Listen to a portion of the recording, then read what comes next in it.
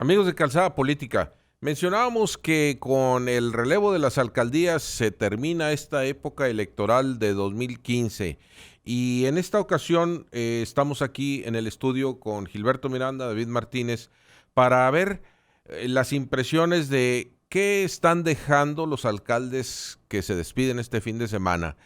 Gilberto, ¿cuáles son tus pensamientos generales? Bueno, Lalo, diría que si ya hubiera reelección o hubiera habido reelección en estas pasadas, muy probablemente ninguno de ellos se hubiera reelegido. Es una forma interesante de ponerlo Así porque es, así creo es. que ninguno realizó una labor que digamos muy destacada, no hubo proyectos insignia, no hay un antes o un después, en ningún municipio vimos un gran parteaguas. Al contrario, Y ¿verdad? por el contrario, la gran mayoría de la agenda o la queja común del ciudadano se mantuvo. O sea, se mantuvo el tema de vialidades atoradas, se mantuvo el tema de bacheo, se mantuvo el tema de alumbrados fallando en diferentes partes. O sea, las partes de housekeeping, porque a fin de cuentas es lo que un municipio hace constitucionalmente, mantener bien la casa, fallaron gravemente. Y yo diría que ninguno de los alcaldes que está terminando parece más fortalecido en su carrera política que cuando empezó. Más conocidos, desde luego, todos son más conocidos, pero más fortalecidos no me parece que estén. Se vuelve a dar esta idea o esta vieja leyenda negra de la política local de que el Monterrey parece ser o tumba o al menos retumba de políticos, porque a Margarita le fue Claro. muy mal en esta alcaldía. Adrián tendrá un reto importante. Pero en general creo que una buena forma de ponerlo de inicio es que si hubiera habido reelección, muy probablemente ninguno de ellos hubiera ganado. Ja, muy buen punto ese. David, entre las menciones terroríficas, no honoríficas, yo pondría a número uno tal vez a San Pedro. Hugo Ruiz, aquí en este municipio, en donde estamos en la calzada política, muchas personas ya lo han dicho que tal vez sea el peor alcalde que hemos tenido en los últimos años. ¿Cómo ves esta situación aquí en San Pedro? Definitivamente creo que no han sido ejemplo de los mejores gobiernos, como decía también Gilberto. No van a dejar algo en particular que podamos recordar como un gran avance en el desarrollo urbano de esta zona metropolitana. Lo mismo Monterrey.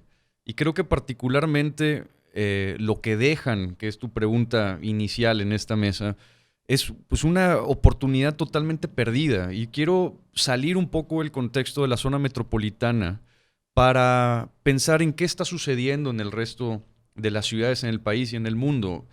Muchas de ellas ya tienen una visión hacia dónde quieren ir como ciudad, tienen una aspiración en particular. Podemos ver claramente hacia lo que está apostando Querétaro, siendo un centro de tecnología. Vemos muy claramente lo que está apostando Guadalajara, convertirse en una especie de Silicon Valley Ujú. aquí en México. Vemos otras metrópolis teniendo una percepción muy clara hacia dónde quieren ir y cuál es el proyecto. Aquí no tenemos el más mínimo proyecto ni la idea de hacia dónde vamos y qué aspiración tenemos. Y a mí me preguntas qué es lo que dejamos después de no solo esta administración, 2 o 3 anteriores, es que no existe un rumbo y existe solamente tiempo perdido porque no tenemos una idea de qué es lo que queremos ser como ciudad y zona metropolitana y hacia dónde vamos en particular.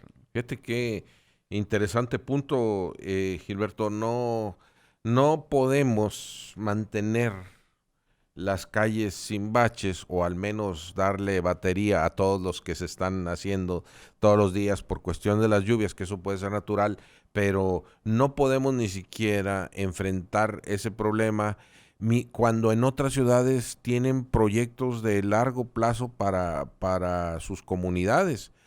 Qué triste que nos estemos atrasando de esa manera aquí en esta entidad, ¿verdad? Claro, y más porque Monterrey y su área metropolitana conjuntan lo que prácticamente cualquier urbe en Latinoamérica envidiaría, que es recursos y conocimiento. O sea, hay los recursos materiales, hay los recursos humanos y hay la infraestructura para que se generen proyectos de mucho mayor calado. O sea, Claro. no tenemos que inventarnos mañana universidades, las tenemos. No tenemos que inventarnos mañana profesionistas de alto nivel, los tenemos.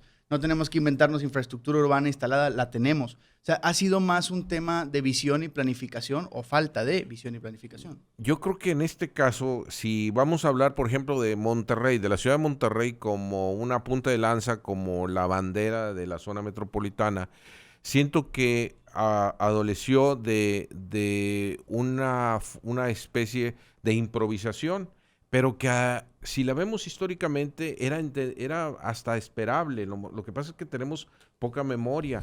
¿A qué me refiero? Margarita llegó a la alcaldía porque primero fue candidata del PAN en una época en donde los que pensábamos que iban a ser candidatos del PAN para la alcaldía se cayeron de último minuto, ¿verdad? La gente, el grupo de Larrazábal, era el que iba a poner y se perfilaba a Miguel Ángel García en esos años, si acordamos, se quemó con la cuestión de los quesos y los casinos. Se cayó todo ese grupo y Margarita entró como casi desconocida hace 3 años. Entró como, pues oye, ¿cuál es un panista que no esté quemado o que pueda tener posibilidades? Pusieron a Margarita. Y le fue bien en las elecciones, tal vez porque también no era muy bueno o no era muy fuerte, cuando menos, el contrincante que tuvo. Desmitificó la capacidad de operador político. Exactamente, de Felipe Enríquez. Pero vaya, esto parece que se nos olvida. Entonces, una persona que llega así, que llega como de emergente de su partido y que le toca la suerte de ganar la alcaldía, pues de repente la empezamos a ver inclusive con piernas de corredor para la gobernatura, pero realmente no había mucha sustancia, ¿verdad? No, y es un tema muy grave para ese personaje en particular, para Margarita, de decir todos los cambios que sucedieron en su carrera política en 3 años, ¿no? De ser alguien desconocida a ser, la figura número 1 en cuestión de política y presencia, a tener la concentración de negativos más grande. Claro. Son demasiados cambios en muy poco tiempo. Eso habla claramente de no tener ganas, y yo lo digo, quizá no ganas, o un plan para querer trascender. Entiendo que hay dificultades para administrar un municipio en particular. Entiendo que se están cargando ciertos problemas anteriores, pero no veo ni siquiera, y no solo lo veo en una forma general, ganas de trascender, ganas de dejar algo, ganas de tratar de sentar una visión que podamos seguir por lo menos en los siguientes 3 años. Bueno, y como dijiste en la cápsula anterior, no sé si el nuevo alcalde, el futuro alcalde del PRI vaya a tener esos alcances, pero vamos a ver. Ahora, si ya vimos el caso de San Pedro, que uno de los comentarios mejores que yo he escuchado en las redes, que he leído, en las redes, lo hizo mi amigo Justo El Lordo, y el crítico de cine del Periódico del Norte, que él es sanpetrino de toda la vida, ahora que se designaron ya unas escoltas para Hugo. Entonces dice, como sacó un post allí en Facebook diciendo, oye, estamos de acuerdo de que le den protección porque necesita protección del pueblo. No lo vayan a agredir cuando se lo encuentren, así de mal andaba. Bueno, ¿qué otro municipio podemos ver después de esos dos que sobresalga para bien o para mal en esta entrega?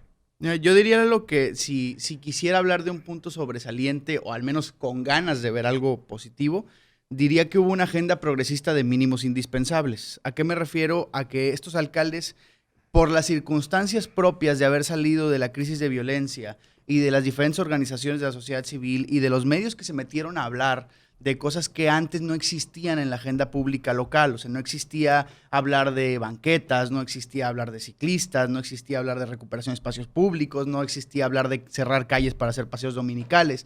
O sea, de empezar a ser una ciudad más humana y dar las facilidades y que la autoridad tomara esa bandera, creo que se logró mínimamente en este trienio. Y creo que es, una buena apertura. Al menos esa puerta se abrió, pero no se ha cruzado el umbral.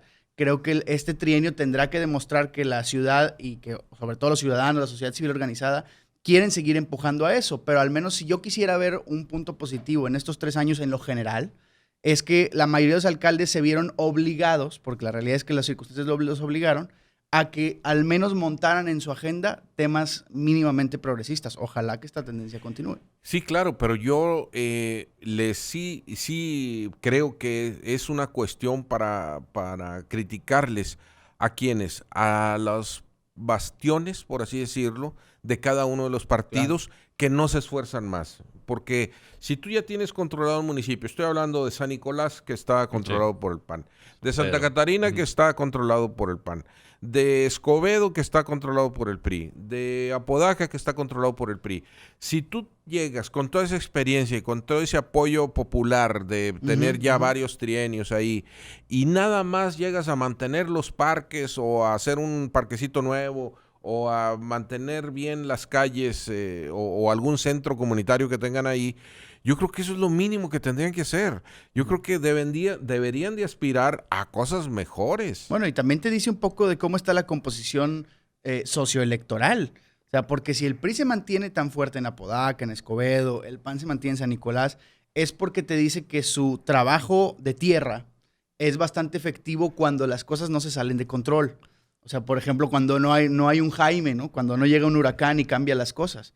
Pero también preocupa un poco que no haya esa capacidad de alternancia porque, Claro. hombre, vivimos en la misma ciudad. Para allá iba yo con eso. Yo creo que ellos luego llegan a un nivel de confort. De confort, absolutamente. Y cuando tú hablas, por ejemplo, de proyectos de trascendencia a largo plazo, San Nicolás los podría hacer, porque ya sabe más o menos, tiene un grupo que está gobernando hace mucho tiempo y que tiene posibilidad de seguir haciéndolo.